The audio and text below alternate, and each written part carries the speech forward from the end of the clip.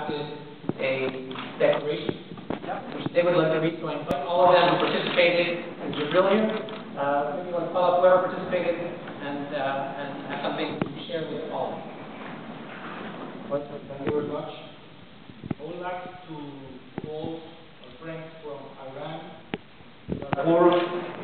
Burma, Cuba, and Belarus that comply with us in signing this statement, this declaration of eternal vigilance. I really wanted to thank I'd like to thank the organizers and the coordinators of the summit for giving to me the possibility of reading this final manifest, and by extension to give all the Venezuelan people the possibility of being listened, being heard in this summit. I come here on behalf of the dissident students persecuted in Venezuela. I thank you on behalf of the political persecuted and prisoners of Venezuela, political prisoners in Venezuela, such as Francisco Soto, Professor Rivas, Forero, and Simonovic, Eligio Cedeño, Nixon Moreno, Otto Gebauer, and others.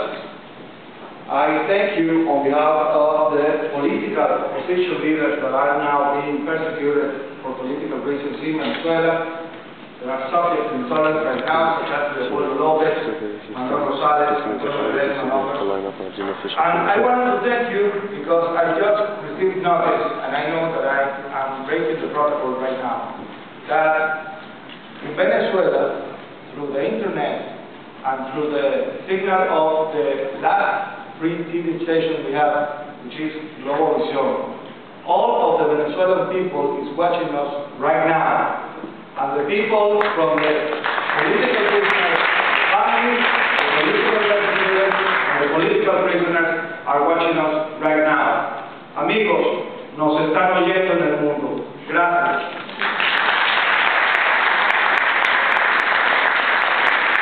Having said that, I will read now this declaration of eternal vigilance that we wanted to be part of this conclusion of the summit.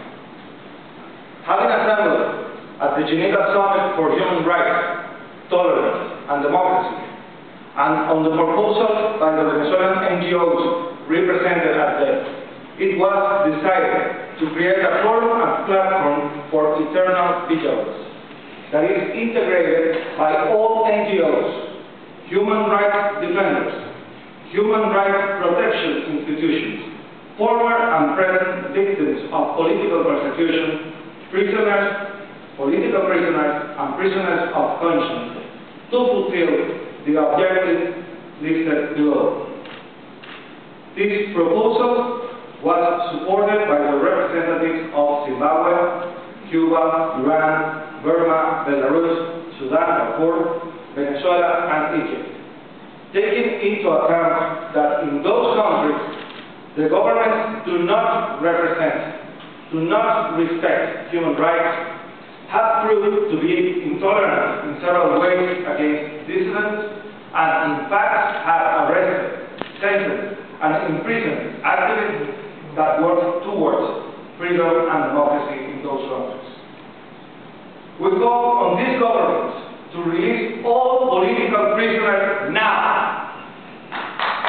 We call on these governments to release all prisoners of conscience now, as defined them by Amnesty International, the Office of the High Commissioner of Human Rights of the United Nations, and regional human rights organizations, and we commit to work to resolve the critical human rights situations in their respective countries. We also call on the democratic governments to develop a systematic and improved human rights in countries where there is a critical human rights situation. We hereby launch the campaign Freedom for All.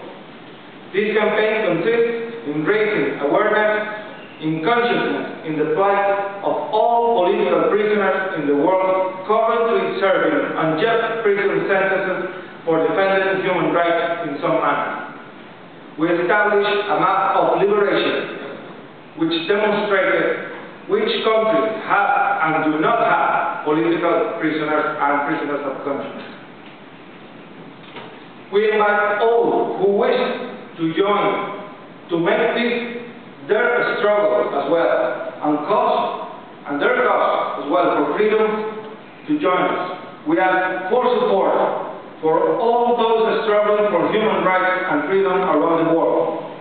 We call on political, religious and student leaders, intellectuals, artists, and everyone to struggle for the life and liberty of all political prisoners and prisoners of conscience throughout the world.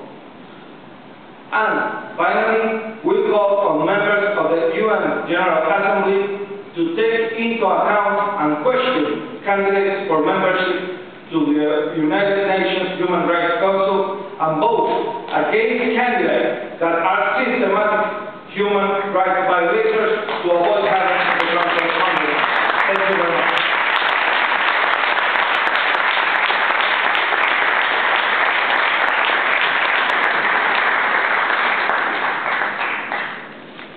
Thank you very much. As we move toward the close, it's been a very long day. As one of the co-organizing groups, UN Watch, I am not objective, but based on everything that I've heard and what I've seen, I have to say in my 5 years here in Geneva, I cannot recall a powerful human rights event with dissidents, victims, genocide survivors, scholars, statements, all gathered here in the spirit of putting a spotlight on victims, and millions of them around the world. We heard some of their testimonies, painful testimonies today, and I hope that the takeaway will be action, and we already saw a manifesto that was spontaneous by our dissidents who are here with us.